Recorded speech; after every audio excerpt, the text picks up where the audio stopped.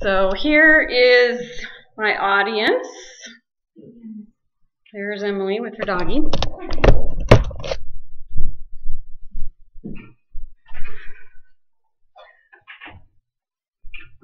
the webcam has to do its thing. But not all spinners are old ladies sitting sedately in front of a beautiful Saxony spinning wheel. That's a nice image. But in reality, you're more likely to find a young person with blue hair and tattoos. Spinners today are men, women, children, people of all ages.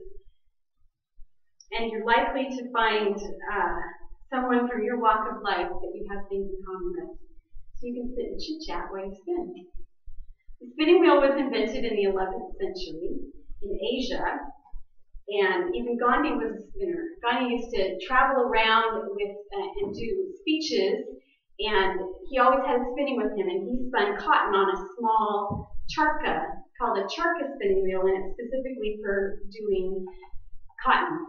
And he would even sometimes spin while he was giving a speech. And his big push, he put a lot of emphasis on spinning and promoting spinning for the poor people so that they could become more self-sustaining. So learning to spin yarn is tricky. It's kind of like patting your head and rubbing your belly at the same time, and it takes a lot of practice. I know I can't do that. But there's the pulling the yarn and the holding the yarn and the feet all at the same time. It takes a lot of muscle memory. So what you start with is your feet and just kind of getting the rhythm, and then pretty soon it's just all coming naturally. So it's doing one thing unconsciously while focusing on something else. So an accomplished spinner can spin without looking, or carry on an intense conversation, and it's very fun. And for me, it's really, really relaxing. Pinching with one hand, pulling with the other, and treadling at the same time soon becomes second nature. So what if you don't have a spinning wheel? If you don't have a wheel, because they're expensive and you don't know if you want to start, you don't know if you're interested in spinning, and it's expensive to buy a wheel. What if you don't like it? What if you can't do it? So a great place to start is with a spindle, because a spindle is very versatile. You can make any kind of yarn with a spindle depending on what you're using. You can make thread all the way up to really thick fat yarn.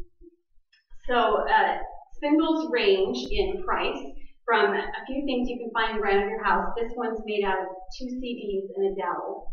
This one is a chopstick and a wheel with hair bands, all the way up to the exotic turned wood. And I don't know how to use this one yet. I'm excited about learning. So the key to yarn is twist. Without twist, you don't have yarn. See, if there's not enough twist, then the yarn pulls apart like that, and that's why they commonly refer to these as drop spindles, because they drop if the yarn breaks. But if you have too much yarn, then the twist goes into your fiber. Oops! So to get started, it's best to have a teacher. So you would need to find somebody that spins. You can learn on YouTube. There's clubs and guilds. And then you need fiber. This is some wool fiber. And I took it and dyed it with myself. So what you do is you take a big length of fiber, it's called top, and break off a piece about 12 inches long, and then make that piece more narrow. And then you just start with your little machine and add twist to the yarn.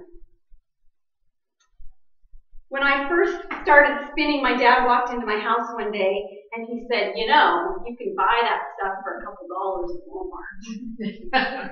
And I said, but I would never be this relaxed or be having this much fun. So there you go. Armed with a few tools and supplies that don't cost very much, you should be able to take the steps to get started on a fun and relaxing new hobby.